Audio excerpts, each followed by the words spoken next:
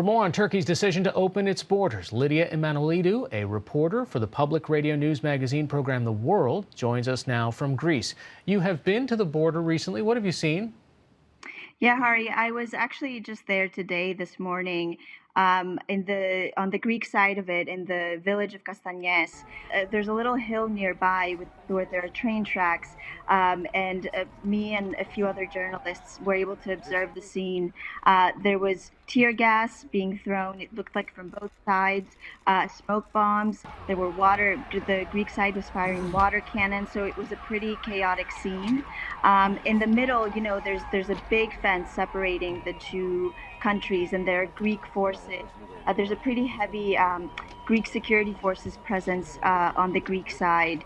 But overall, it was a pretty chaotic scene today. And last night as well, there were reports of, fires being started on the Turkish side, and Greece throwing water cannons to stop those fires. Okay, so we have Greek authorities on one side, police forces. We've got Turkish police forces on the other side. And what, in between, there are thousands of people sandwiched as these two fire at each other? Right. So there is you have the Greek forces, a fence, Turkish forces, and then yes, the hundreds, some say thousands of migrants lined up waiting to get into the Greek into the Greek side. Each side, of course, blames the other for starting, the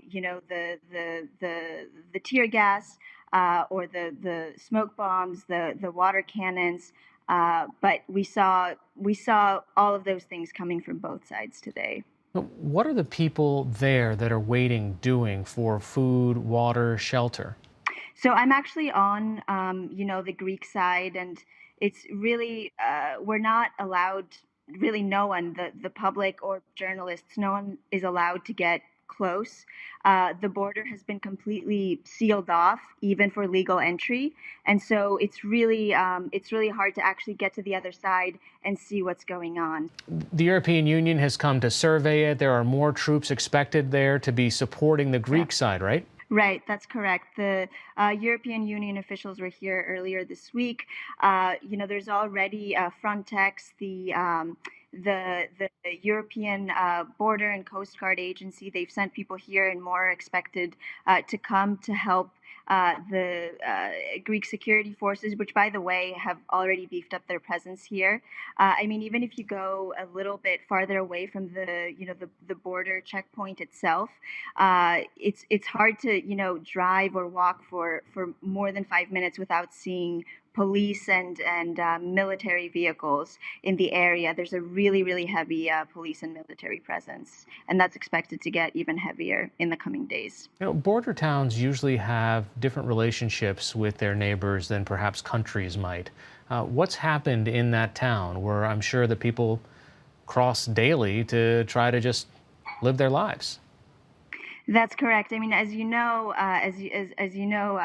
Greece and Turkey have a really long history of conflict.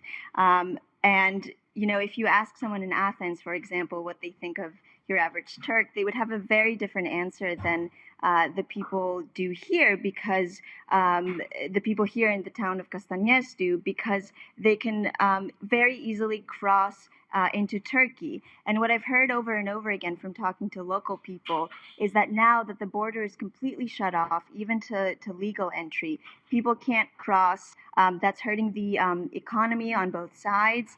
Businesses are suffering, and also on a more personal level. Friendships and relationships are suffering. And so that's one of the things that's really frustrating people here. They feel like they're caught in the middle, of this thing that's beyond them, of this battle between Turkey and the EU. All right, reporter for The World, Lydia Emanuelidou, joining us via FaceTime today. Thanks so much. Thanks, Hari.